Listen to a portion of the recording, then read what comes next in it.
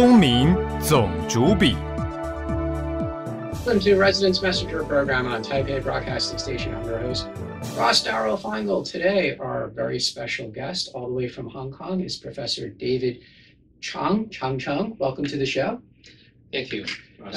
This year being the 75th anniversary of the end of World War II, obviously a lot of commemorative events around the world, including here in Asia. And David, your area of expertise is an area of research actually on the Korean War and the role of China, Taiwan in the Korean War, and some very interesting history there. But we'll get to that, and we'll talk about the role of World War II in setting up those events. But before we get into the history, tell us a little bit about yourself and how did you become a historian? Okay, how to become a historian? Actually, when I okay, I'm going to go back to the very beginning. I was born and I grew up in Sichuan, China. And in 1991, when I was in high school, I went to the U.S. to join my father, who was a visiting scholar at the University of Michigan.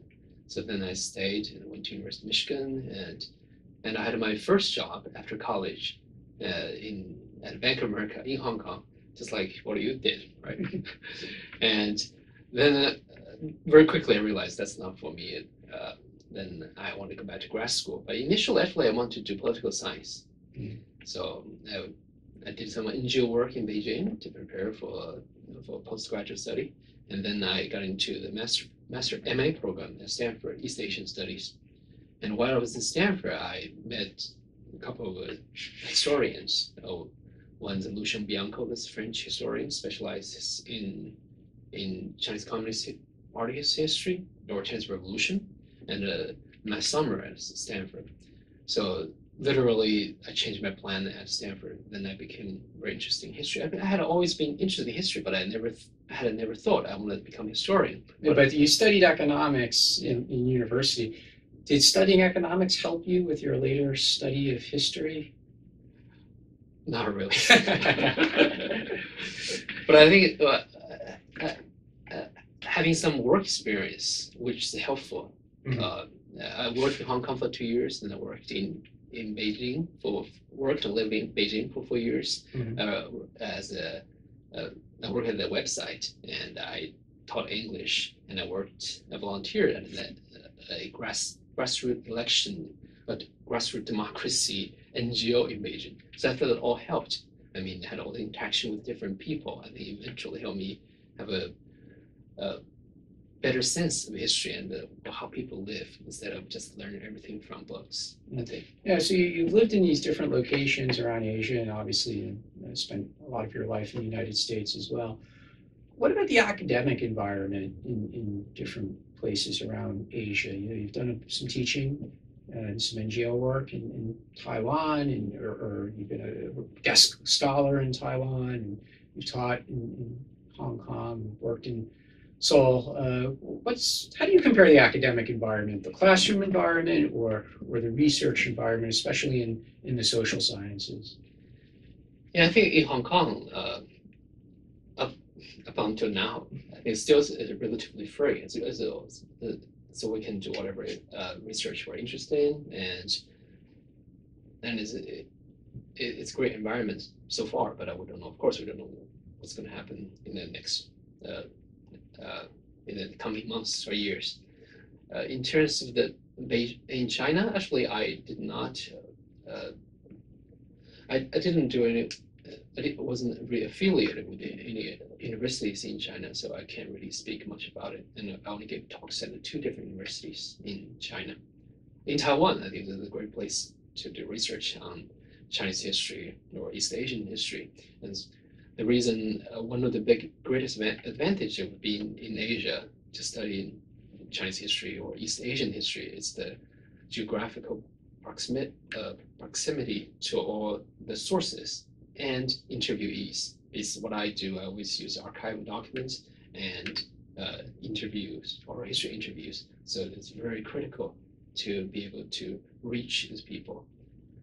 Of course, you can do that from the US as well, but you can only do that maybe once a year in the summer, which usually is the hottest months in Asia. Yeah. Very difficult for old people if you interview them for the summer hot day. But by being in Hong Kong, I can go to do interviews over the weekend and meet people.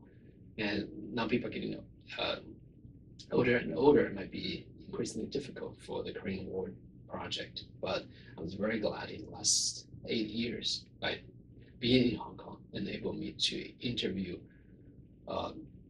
altogether interview about 100 prisoners, former prisoners. But during my dissertation research until 2011, I interviewed about 30 some.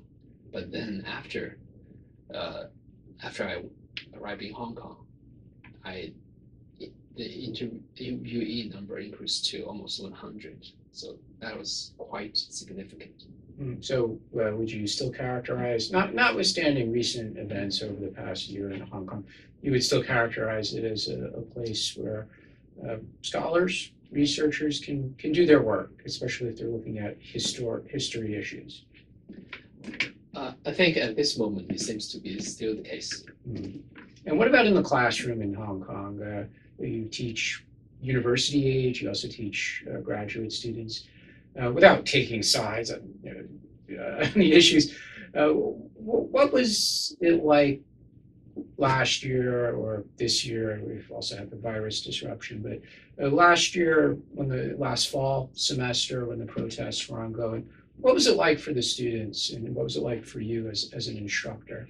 I think for me, I think it's no different from before. I mean, I just teach the way I used to, and I think one big reason for me I don't see much change is that because history class is not that popular, so the enrollment is never that big. So, or maybe I wasn't. Did students suddenly not come to class because they're out attending popular protests? I didn't notice that. Yeah, maybe the students who wanted to learn about history, maybe they were not the most active type. Yeah. Really, but I thought a lot of the protester types tend to be social science, liberal arts. Sorry, I mean, maybe the social science. Because those techie people, they don't do that kind of thing. Maybe they're more into social science or political science, not so much history. Not so much the history. Yeah. What about for history students from here in Taiwan? Do you still recommend that they consider advanced study in Hong Kong or even in China, even though there's obviously a lot of political tension in the region? Is that still a path for students from Taiwan who are interested in a career as a historian? It's very difficult to say, right? Because depending on what you're interested in, but if you're interested in history of China or Chinese Revolution or even broader East Asia, I think nowadays in Hong Kong and also in mainland China, for example, like Shanghai's China Eastern Normal University, Huadong Shifan Daxue, that's one of the best, probably the best center for studying the CCP history or the history of the Chinese Revolution. But of course, they face a lot of political restrictions, but the teachers, or the researchers, they are still the best in the world. I mean, so they collaborate with the faculty and students from Harvard or Yale or other universities or Berkeley, the top universities all work with them. But it's true, in China, the publication, it's very difficult to get a paper published if you study the things related to the Chinese Communist Party. It's quite difficult. But if you visit in Taiwan, it's a different story. I think there's much more room for publication. Because you can submit a paper in English and published globally, right? So that's not a problem. But will the sources in China be available to people from Taiwan? Actually, right now, the source is a huge problem for anyone studying Chinese history, even for people in China, is the archives are the closing, I mean, the access became increasingly restricted. So that's even for documents from the period of the party's founding, which is soon we'll be celebrating the 100th anniversary. Yeah, so in China, the general trend for archival sources, archives are becoming more restrictive. So for people from outside or from within China, that's the same. but at the same time, there's a proliferation of all kinds of online platforms. You can find all the PDF of the different books, but you have to get into a community with the scholars. People Oh, might so it's share. like a secret network of the scholars. Sorry, it's not. There are some platforms you can reach some publications, but still you need to get into the circle. Mhm. It might help, and also interviews might become increasingly difficult because people become more and more sensitive and protective. They might not be willing to be interviewed. So there is a big problem for everybody. Actually, especially on top of that, we have this COVID-19. So it's very difficult to travel to China. So now in the US, I think right now, in the next few weeks, there will be a series of talks on Zoom about how to research China. Mhm. Yeah, using other alternative methods. It is a big challenge for everybody. Yeah, as I mentioned at the beginning of the show, it is the 75th anniversary of the end of World War II. Give us some context. So here in Taiwan, you know, the significant dates that occurred in 1945, there was an air raid on Taipei in May. The Japanese surrendered to the ROC military in October. They often call that Guangfujie, Retrocession Day. Give us some context. Well, why are the events at the end of World War II important for Taiwan in 2020? So, of course, the important fact is that because of the Cairo Declaration, so Taiwan and Pescador or Penghu were supposed to return to the Republic of China. So following this Cairo Declaration, so the nationalist government arrived in Taiwan to take it back. But of course, some people argue the Cairo Declaration is not a treaty, so that Japan never formally returned the sovereignty of Taiwan back to the nationalist government. Of course, they signed the Treaty of Taipei in 1952. So, but in that treaty, the Japanese government, they purposefully chose the word, they renounced sovereignty of Taiwan. They did not specify, as Chiang Kai-shek wished, they did not return the sovereignty back to Taiwan. So, I mean, there still is some controversy about this, but the fact is that the nationalist government took back Taiwan. Is that why there's some, I would say, mixed feelings this year in Taiwan, that we don't see a lot of events to mark the 75th anniversary? That's right. I think that's a big part of it. It's political, right? So people, if you're pro-independence, probably they don't necessarily want to celebrate this occasion. Even though it was the end of colonialism. Yeah, but for these people, this serves as another form of colonialism. What happened to the nationalist soldiers who came to Taiwan in 1945 to accept the Japanese surrender? Did those units generally remain on what was then known as Formosa, or did they rotate out and more troops came in, especially with the 228 incident? Right. A lot more troops came in. And then with the end of the Civil War, more troops came in, obviously more refugees in 1949. But what about the original units that came in 1945? Did those people stay here, or did they immediately go back to China to join the Civil War? Exactly, as what you said. They did not immediately go back, but they went back within a year, a little more than a year. So there are two armies came to Taiwan to receive the Japanese surrender. So the 70th Army came from Zhejiang, Ningbo. They arrived in Keelung on October 17, 1945. Then more troops arrived. And then the 62nd Army they came from actually Northern Vietnam. They first received the surrender in Northern Vietnam. Then U.S. Navy transported them to Kaohsiung. So the two armies took over Taiwan, but they did not stay until Erba, which is 1947. So they all left in January 1947. They went to the mainland to fight the Civil War. So the 17th Army landed in Shanghai. They went to fight in eastern China. And the 62nd Army went to near Beijing, Beiping. So they fought in the north. Eventually, both armies were annihilated by the communists. So many of these soldiers became People's Liberation Army soldiers. So actually, I want to tell a story about these 3 Taiwanese. There were only 3 Taiwanese prisoners in the Korean War. How did they join? They became the Chinese People's Volunteer, and then they were captured by the Americans. Because they were the local Taiwanese, they volunteered to join the Nationalist Army in 1946. And then when the Civil War broke out, both armies, 70th and the 62nd, they were shipped to China. So these Taiwanese boys, there were thousands of Taiwanese boys joined the Nationalist Army. They went to fight the Civil War, and many of them were captured by the communists. So these 3 individuals, 3 Taiwanese, one from Yilan, one from Penghu, one from Tainan, they were all captured in the Civil War. They became communist soldiers. And in Korea, they were captured. And one of them became a prominent anti-communist leader. Another one became a communist, not a big leader, but he chose to go back to China. And 2 Taiwanese came to Taiwan. One returned to China. So actually, eventually I found his sister, when he passed away, I found his sister in Yilan 6 years ago. And I asked her, I said, why did your brother choose to go back to China? Actually, his brother came back to Taiwan in 1990. So he visited Taiwan twice. So he told his sister, he said, oh, I thought at that time, the communists are going to liberate Taiwan anyway. If I go to Taiwan, I'll be captured. So I'd rather go to China than we're coming to Taiwan. Come as a victor, as the invader. Yeah.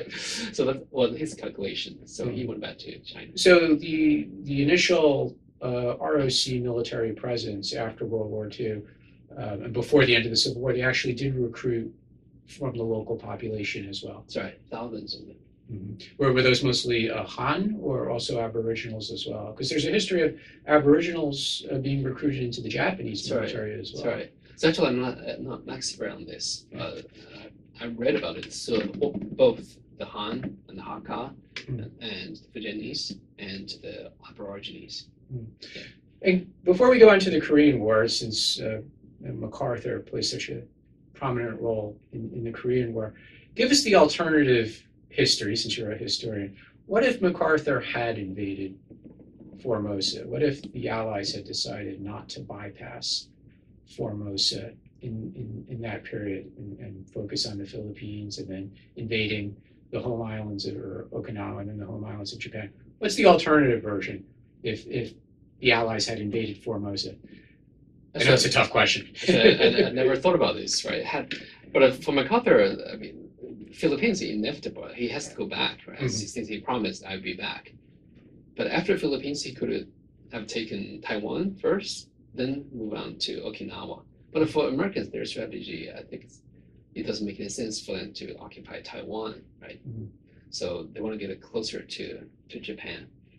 So how did they invade Taiwan? So what would happen? Would he turn it over to Chiang Kai-shek? It's hard to tell. But the U.S. government, the U.S. government policy was to return Taiwan to China. So even had MacArthur occupied Taiwan, probably he would turn over to the Chinese. So probably that's the whole reason why he didn't bother to waste his blood and treasure on Taiwan. He should go straight to Japan to defeat Japan. And then, quite unexpected, North Korea decided to invade South Korea. And that is the focus of your research, of your book, The Hijacked War, which will hold up for the camera for those who are watching us on YouTube. But before we talk about your book in detail, your PhD thesis was also on a similar topic. It was discussing former ROC soldiers who had been captured by the PLA during the Civil War and later became PLA soldiers who were then captured by the Americans or the UN forces in Korea. How did you get interested in this topic? Well, actually, it's entirely by chance, because initially when I started my PhD studies, I wanted to study the history of elections in China. Of course, people know there's very few elections in China's history. There was one 1909 provincial assembly election, but there was another one 1912, 13. That's the national election. But that's it. And then 1946 or 7, there was an election, but it's not. But this is not much election anyway.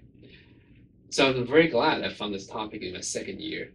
Why? Because there's family connection. My grandfather went to this high school in Shanxi province.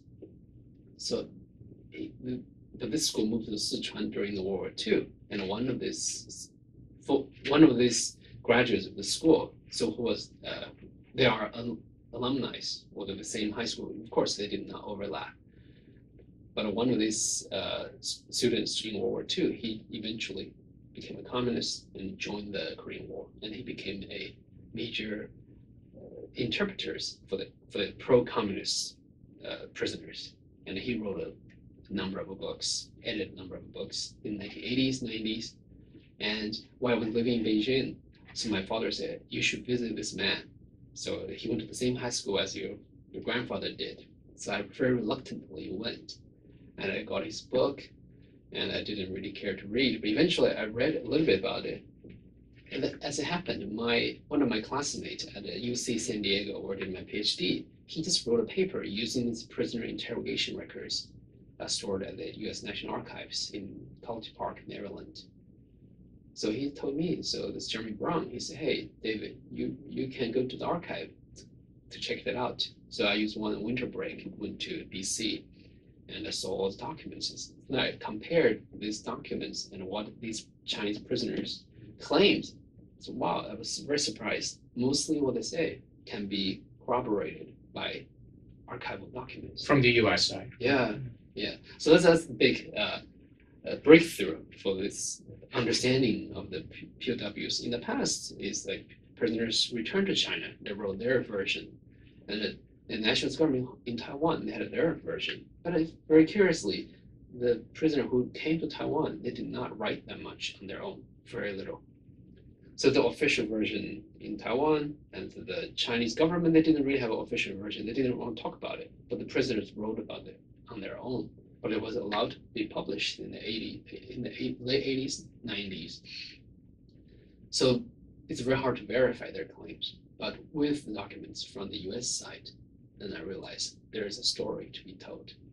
Give us some numbers. At the end of the Civil War in China, approximately how many POWs, captured nationalist soldiers, did the PLA have under its authority across China? So there'll be millions, right? So of course there's no precise statistic, right? Because there's a saying, so Chiang Kai-shek's 8 million troops that were disintegrated or captured by the communists. Because at the end of World War II, the communist forces were around 1 million strong, but they include a militia. They're not really regular armies. But by the end of the Civil War, they grew to several millions, or 5 or 6 million strong. So you can see a majority of the People's Liberation Army soldiers, they were called liberated soldiers. They were former nationalists. But it depended on your definition, I mean, how long, because even those Chinese communist generals, many of them were former nationalists. They went to the Whampoa Academy. So, but even use the narrow definition, the liberal soldiers who were just 2 years ago, a year ago, were former nationalists. That there were millions of them. So Premier Zhou Enlai in 1950, he made a speech. He said, in our People's Liberation Army, 70%, 60 to 70% of our troops are liberated soldiers or former nationalists. So that percentage is very high. And when China decided to invade or assist its communist ally in North Korea, give us some numbers on that. How many Chinese troops came across the river? Yeah. And how many of those were these liberated former nationalist soldiers? So the initial batch who crossed the river on October 19th and the subsequent few days, there were about 4 big armies. But the Chinese army is not as big as, it's like equivalent to the US Corps. So like 3 divisions, they made one army. So there were about, and some artillery units. So altogether about less than 250,000, there were around 250,000 troops. The first batch that entered Korea in secret. The Americans did not detect this at all. But the war lasted for, the Chinese went in October 19, and the armistice was signed on July 27th, 1953, right? So the Chinese fought for about 2.5 years, almost 3 years, little less than 3 years. Altogether, about 3 million Chinese troops went into Korea because they rotate, right? So altogether about 3 million. But then also including some of these kind of coolies or these kind of laborers, but mostly they were troops, 3 million. But on the US side, also more than 2 million troops involved in the Korean War. But of course, the US troop level was smaller, but they rotate faster. Mm-hmm. So the number of men involved in Korean War is enormous. More than 2 million Americans in Korea. So are we able to put some kind of number on how many liberated or former nationalist soldiers were in Korea? So just use the estimates, between 60 to 70% there were former nationalists, especially like the first batch. There were the elite troops of Linbiao, the Chinese, the crack troops into China, but they first fought in Manchuria. They defeated nationalists. They captured many nationalists, including that one Taiwanese. So I would say their percentage probably is about between 60 to 70%. Would it be accurate to say that the Chinese leadership, the communist leadership at the time, took the view that we could join this war because, well, we got all these prisoners anyway, we don't really care about their welfare or if they die on the battlefield? Is that an accurate portrayal of their strategic thinking? Yeah, that's a very common expression, right? Using the word, I mean, I think in Taiwan, or actually it's widely believed, even in China or in the US, in Taiwan, the Mao Zedong's former nationalists as cannon fodders, right? But I would think I don't think that's accurate, because even though there's 70%, even with the maximal estimate, 70% were nationalists, but the 30%, that's the officer corps. They were all veteran communists. Because the communists, once they capture the nationalists, they don't just keep their original unit, right? Everybody had to go through indoctrination. The original unit were totally disbanded. Officers were removed. High-ranking officers all removed.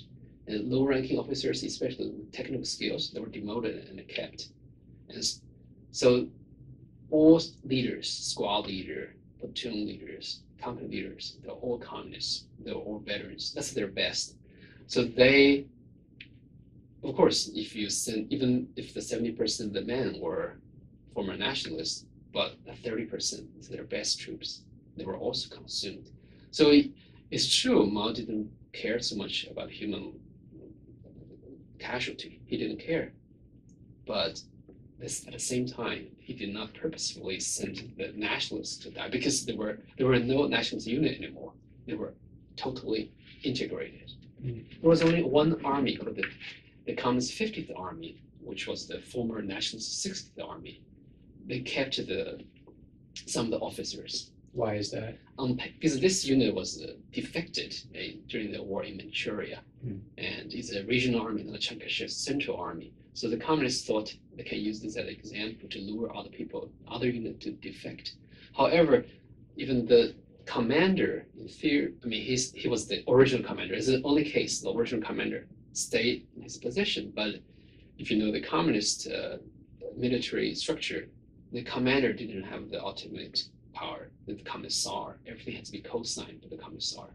So it's symbolically, the communists kept the commander, but everything, all the officer corps, were replaced by the communists. Now, why would the communist leadership be confident that some of these soldiers would not defect wholesale? Once they got to the battlefield and they're facing off against the United Nations, US, South Koreans, why would they be confident that they would fight for the PLA instead of defecting or surrendering immediately? That's right.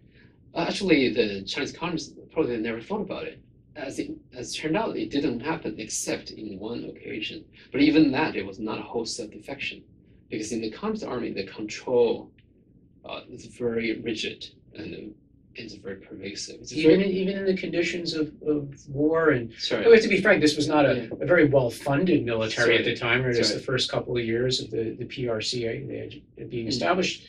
just fought the war. So obviously they didn't have a lot of resources for their military. They got aid from the Soviet Union, but how could they exercise that level of control even at the unit level? Yeah, for example, in the squad level, right, maybe 10 soldiers.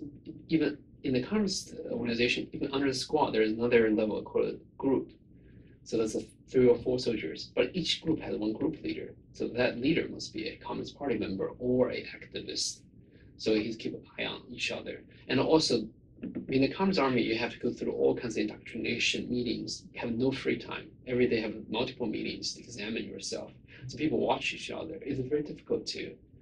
Of course, there were individual defectors or small group, 2 to 3, but there's never been a unit led. I looked through all these interrogation records produced by the U.S. Army. There were never been a wholesale unit. We're going to take a short break, but after we return, we'll talk more about the experience of these prisoners of war and how they came to Taiwan. You're listening to Residence Messenger on the Taipei Broadcasting Station. Welcome back to Residence Messenger program on Taipei Broadcasting Station. Our guest is Professor David Chang, author of The Hijacked War, the story of Chinese prisoners in the Korean War, who eventually made their way to Taiwan. So the armistice negotiations went on for several years, and this is discussed in 2 years. A lot of books and even TV shows like MASH, or there's an episode where Hawkeye actually goes to the negotiations and walks in and says, hurry up and finish, basically. What prolonged the negotiations? Okay, actually, initially, both sides thought the negotiation could end very quickly. Especially the Chinese negotiators, they left Beijing for Kaesong, then Panmunjom, or to Korea. They carried only like summer clothes. They thought the negotiation officially started on July 10, 1951. That's just about 1 year after the outbreak of the war, because the battle lines already stabilized. So both sides want to end of the hostility, and the Americans thought it was easy too. So. But the Americans wanted to strictly limit the armistice negotiation to military affairs. So they sent no State Department officials, so all military men. So they had to report to Tokyo, then Tokyo relay to Washington. So all the instructions have to do this way. So in the demarcation, right? So should we return to 38th parallel or the actual line of control? So they debate about this for several months. Then on November 27th, they both sides agreed on the demarcation line. In 1951. 1951, only 4 months after into the negotiation, very fast. Then they move on to the next item, which everybody thought is a trivial item, prisoners. Of course, according to the Geneva Convention, 1948, so all prisoners should return to their country once the hostilities cease. However, there's one issue with the prisoners, because the UN side kept the number of prisoners UN side kept is much larger than the communist side. So the UN side kept more than 150,000 North Korean prisoners and 20,000 Chinese prisoners. And the communist side, of course, they underreport. They report very, very small, like 10,000 prisoners, including 3,000 Americans. So that's more than 10 to 1. So for some reason, of course, according to the Geneva Convention, according to international law, there should be no bargaining, right? People just return to their home country, that's it. But for some reason, Truman felt that's not an equitable basis, quote unquote. So he thought, well, unless we get some other concession we could not get other way, then we should bargain about the prisoners. So we'll hold them. That's right.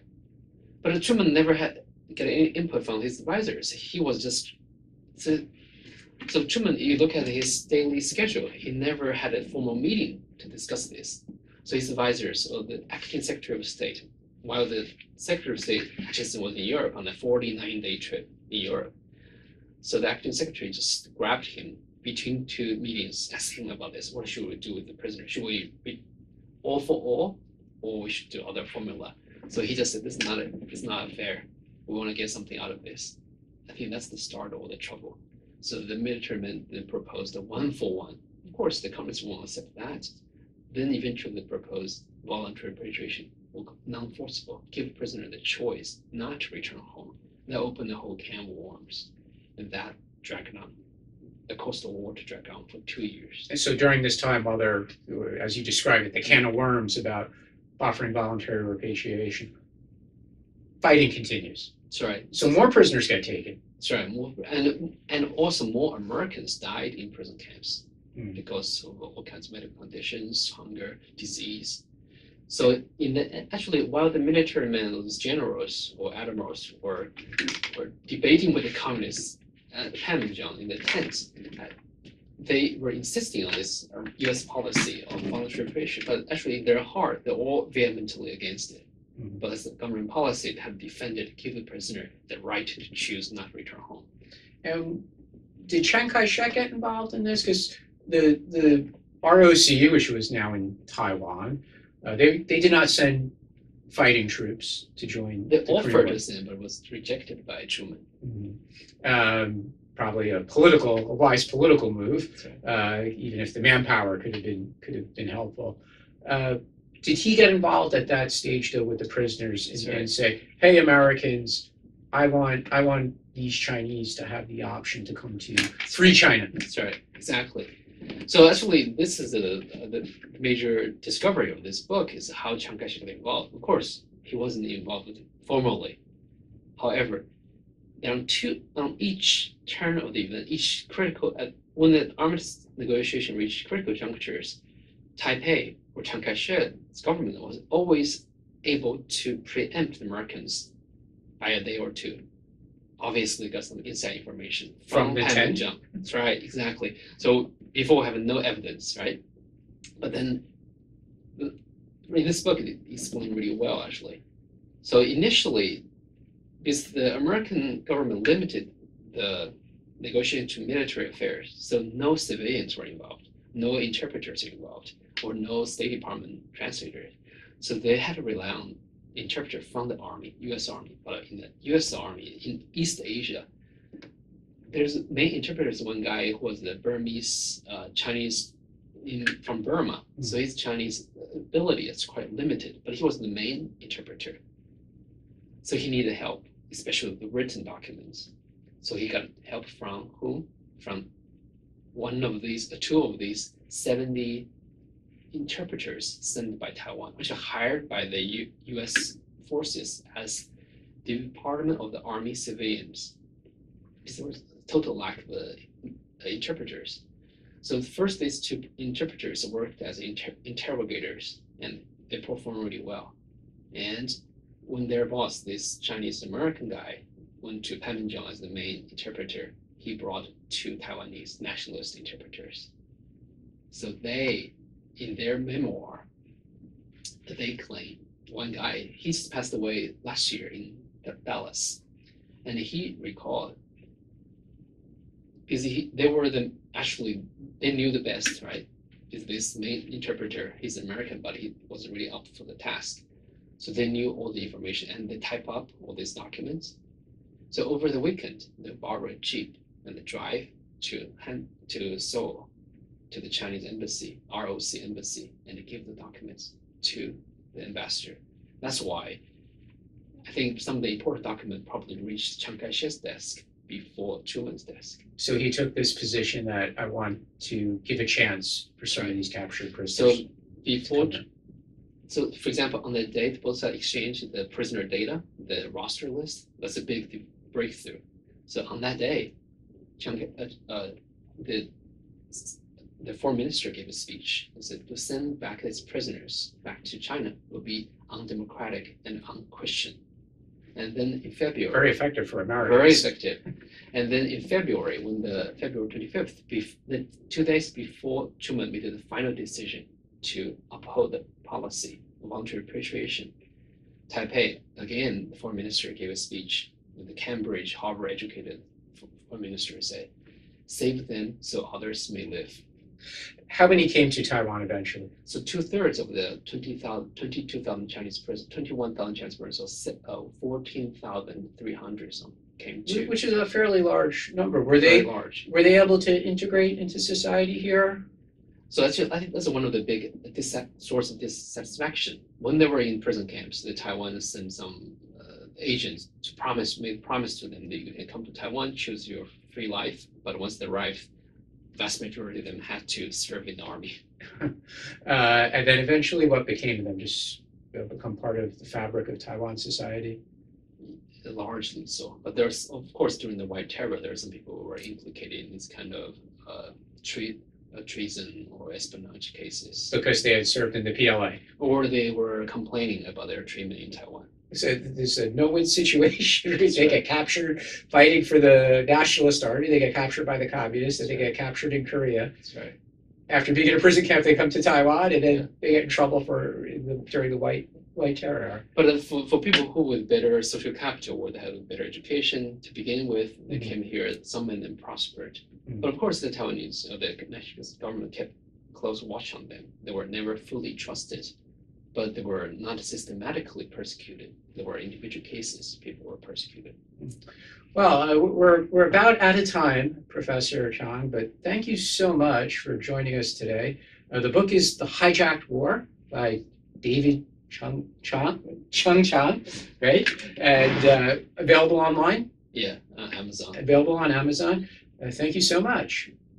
Thank you, Ross. You've been listening to Residence Messenger on Taipei Broadcasting Station.